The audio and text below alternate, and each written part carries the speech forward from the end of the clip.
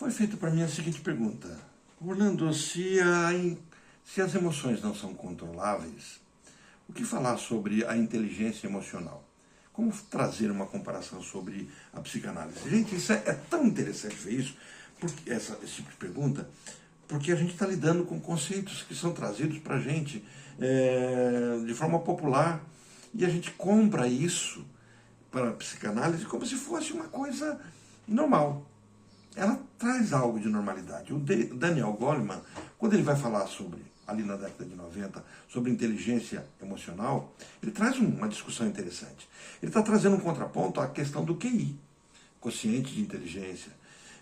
Nós temos pesquisas maduras sobre, por exemplo, as várias inteligências. Então, quando a gente olha a discussão sobre várias inteligências, a gente sai daquela afirmação de que o meu conhecimento lógico-matemático é o que deve imperar e a minha avaliação deve ser simplesmente pelo QI. Ele diz assim: existe uma outra inteligência, que é a inteligência emocional. E ele vai escrever sobre isso. Ele propõe que a capacidade de reconhecer, compreender e regular as próprias emoções, que ela é fundamental para o sucesso profissional. É uma ideia muito, muito, muito presente no arcabouço psicológico da nossa sociedade. Ela é muito presente nas empresas, nas escolas, na cultura, principalmente a cultura de autoajuda. Controla as suas emoções. Olha que legal, né? Que forte isso. Controle suas emoções. Seja frio. De vez em quando eu vejo um post, seja frio. Não diga sempre sim, não diga sempre não.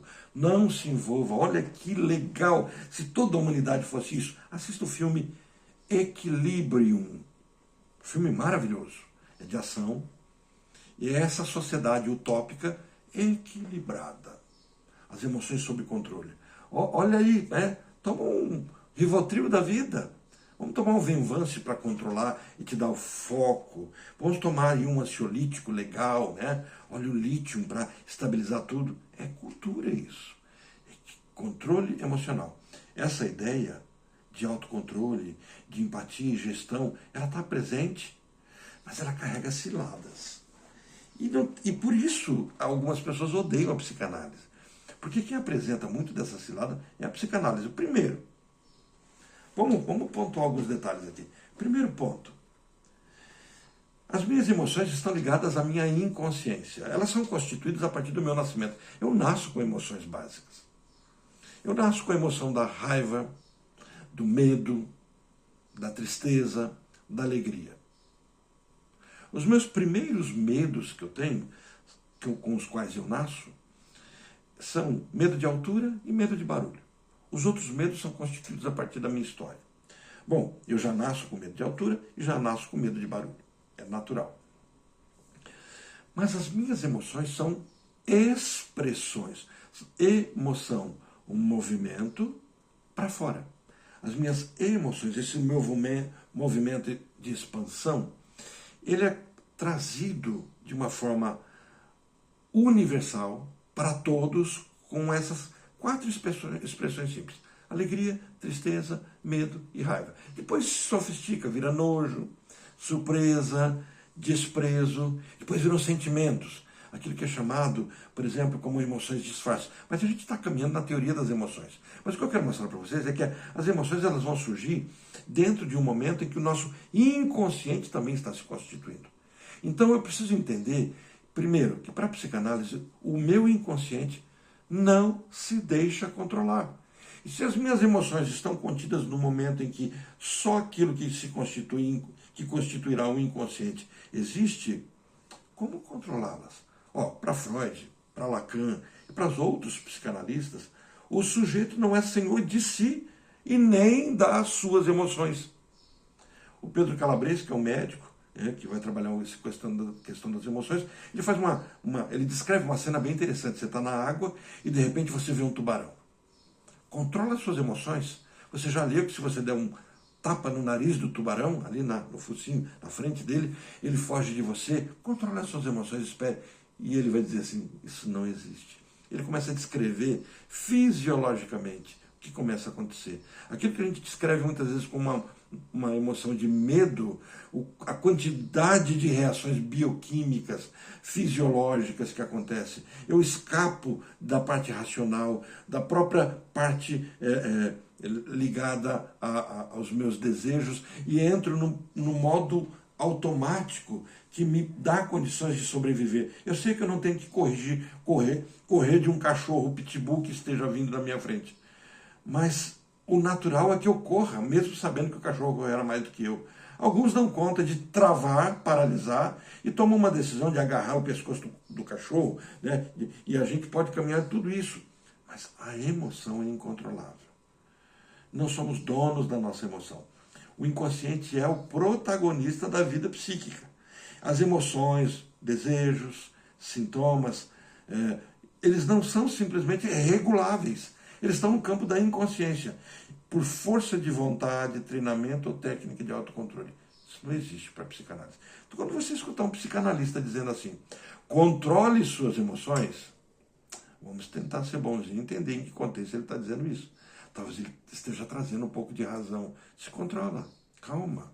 Sabe, talvez seja essa a fala. Talvez falte vocabulário para aquele momento. Não para o psicanalista, mas para aquele momento para expressar. Mas eu tenho que entender que, teoricamente falando, emoção não tem controle.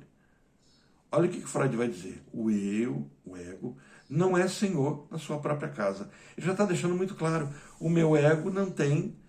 o meu ego não dá conta de mandar em si mesmo. Por quê? Porque eu sou estressado de 3 pontos fixos dos meus desejos pulsionais, onde as minhas emoções estão ali, de uma realidade que está fora do meu controle, porque eu não sou Deus, nem divino para controlar tudo que está fora de mim, e pela existência de um outro que me monitora, um outro que sou eu mesmo, mas me monitora pelos meus valores. Então, o ideal de gestão emocional, ele vai ignorar que grande parte do sofrimento humano vem exatamente de conflitos inconscientes, de repetições, de mecanismos de defesa, de desejos recalcados.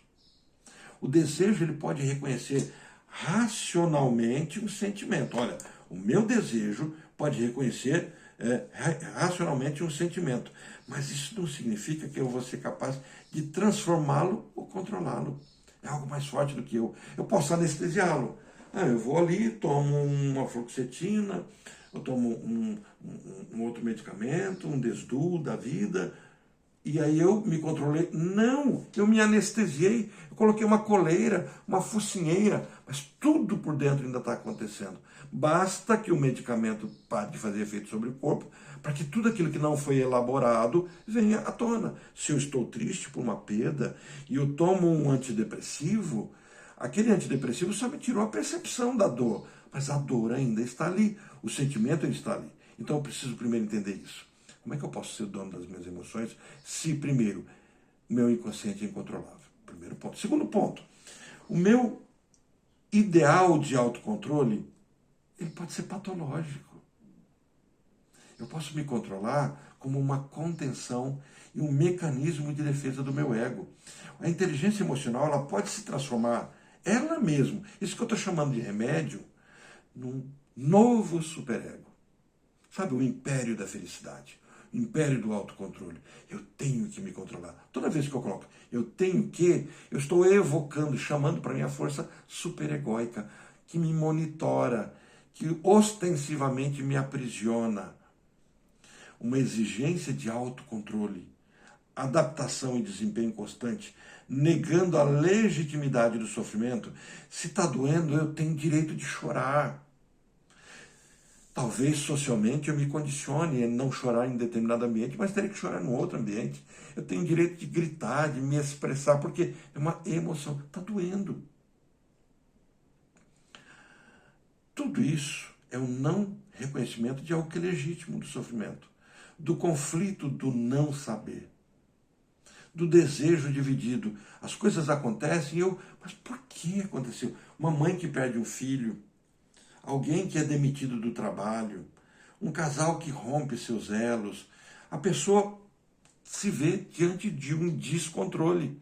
Então é natural que a emoção venha. Qual? Medo. O que vai ser da minha vida? Raiva, por que você fez isso comigo? Por que alguém fez isso comigo? Tristeza, poxa, eu perdi. Eu posso ter alegria, conseguir algo numa cena que talvez seja um caos, mas eu consegui no velório, posso encontrar uma pessoa que me traz tanto consolo e me sentir alegre. Percebe? As emoções não são controláveis. O risco de transformar a questão da inteligência emocional como uma resolução para tudo é de transformar o sujeito, esse que sofre, em seu próprio gerente. Se eu já sou monitorado no meu trabalho por outras pessoas, agora eu começo a ser escravizador de mim mesmo, passa a ser o meu próprio capitão do mato, né? Sempre buscando melhorar, alta performance, sempre buscando ter o melhor funcionamento. Ao custo de quê? Recalcamento. O que há de mais verdadeiro e singular em tudo isso? O recalcamento diz respeito a algo que é só meu. Só eu sei. Só eu sei da minha dor. Só eu. E ainda não o reconheço porque eu reprimo. Percebe? Aquilo que é só meu, eu ainda reprimo. Gente, assista o filme Equilíbrio, vai dar muita luz para vocês nisso. Tem um outro também, Doador de Memórias, maravilhoso, que vai falar desse mesmo tema. Terceiro ponto, que eu acho que vale a pena destacar isso, né? Os afetos, né? Um outro nome que a gente pode dar às emoções, não são apenas para serem regulados. A psicanálise vê os afetos como expressão de um processo. E que processo? Inconsciente, do qual eu não domino. Expressão de desejo, expressão de trauma, de transferência. Isso é que são meus afetos. Então a teoria dos afetos é a que vai lidar para a psicanálise com as minhas emoções. Elas dizem respeito a algo que é uma expressão.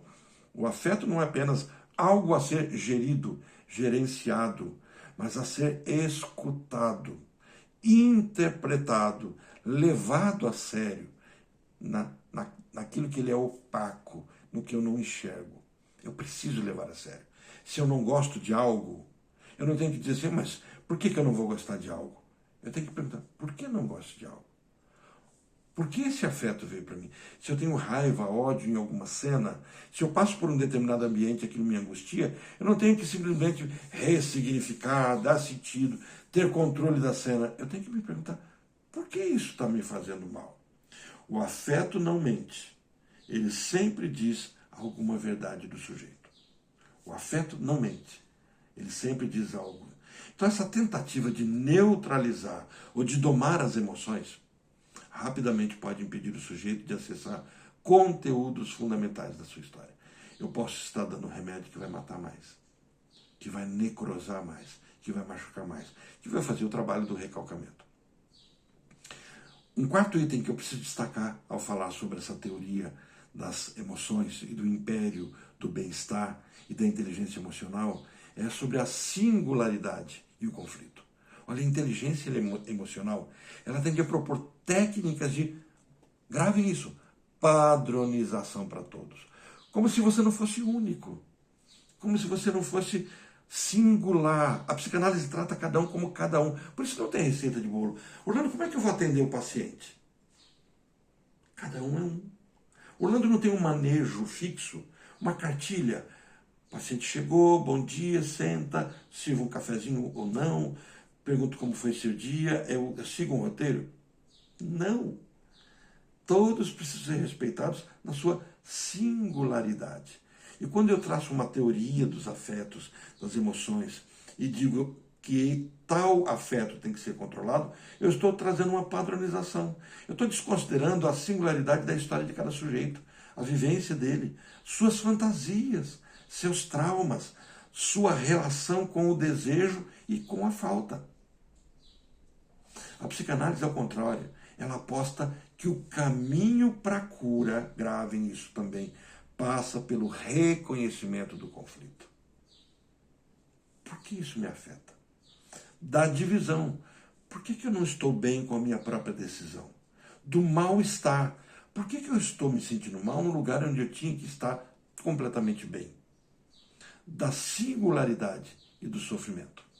Tudo isso eu começo a perceber que uma teoria de domar as emoções, pode me impedir. Um quinto item que acho que vale a pena destacar sobre essa teoria é que o sujeito não é um eu unificado. Como é que eu vou controlar se eu nem sei quem sou eu? Faça uma experiência simples. Vá na frente do espelho e pergunta para o seu reflexo, quem é você? Essa perguntinha que a gente tem que responder nos testes vocacionais, nas entrevistas profissionais, quem sou eu? Essa pergunta é existencial, eu posso até trazer uma resposta filosófica, religiosa. Eu sou um ser, com os meus próprios valores, com as minhas emoções. Bom para escrever. Quem é você? Qual o sentido seu? Nós não somos unificados, nós nem sabemos quem somos. Se estamos alegres, somos uma pessoa, se estamos tristes, não somos coesos. O modelo da inteligência emocional pressupõe um eu capaz de observar, nomear, gerenciar os afetos. Bom, para a psicanálise, o sujeito é dividido, descontínuo, atravessado por pulsões, contraditório em si mesmo, com desejos inconscientes. Pensamentos que nos invadem, pensamentos bons e ruins, a busca por um equilíbrio, por isso eu peço que assistam o filme Equilibrium. E o controle total é em si uma fantasia de completude em que pode gerar mais sofrimento. Isso foi constituído no estádio do espelho. Peguem a aula que está lá com a Graça traz com maestria essa explicação, quando Lacan nos propõe a perceber que ao olharmos o espelho, no espelho encontramos alguém completo. E ao olharmos para a gente, nos encontramos despedaçados. O conceito de morcelé, né? De divisão, de despedaçamento. Nós somos despedaçados, apesar de buscarmos um espelho. E quando a gente traça a questão da inteligência emocional, a gente está olhando para o espelho. No espelho somos um inteiro, na vida não. Bom, em resumo, a inteligência emocional, que é interessante na teoria das inteligências, que é um plus quando se dizia que apenas o QI, né, era marcador e agora nós temos o QE. A inteligência emocional propõe um ideal de autocontrole e adaptação, que é útil, muito útil em contextos sociais, mas limitado e do ponto de vista psicanalítico, ingênuo. Percebe? Socialmente falando é adequado. Tem cara de coisa boa, cara de adulto, cara de maturidade. Mas para a psicanálise é ingenuidade. O sofrimento humano não se resolve por técnicas de autorregulação, mas exige escuta, elaboração, confronto com o inconsciente. A verdadeira transformação para a psicanálise, ela implica em reconhecer aquilo que escapa ao controle. Escapa ao controle. Eu não tenho que controlar. Socialmente eu tenho que ter os meus manejos. Mas eu preciso entender no divã, no setting terapêutico, na consulta, o que escapa ao meu controle? O que escapa na minha fala, nas minhas emoções? Acolher o conflito, dar lugar à singularidade do desejo. Isso é psicanálise. Então, se um psicólogo não psicanalista, se um coach, se um religioso falar para você, controle suas emoções, se um filósofo falar, um estoico, né? Se você vê ali o Karnal falando disso, o Pondé, se você vê um médico falando, joia, legal. Mas se você ouvir um psicanalista falar nisso, talvez você tenha que olhar e falar assim, você está sendo um pouquinho ingênuo. Você está esquecendo que nós somos um corpo despedaçado. Nós buscamos coesão, buscamos a integralidade. Mas nós não somos. E o que a gente vai fazer com isso? Olha lá, o Lacan, de novo, nos trazendo para essa discussão. O que eu faço com isso? Savoir-faire. Savoir-faire. O que eu faço com isso? Espero ter agregado um pouco mais para vocês.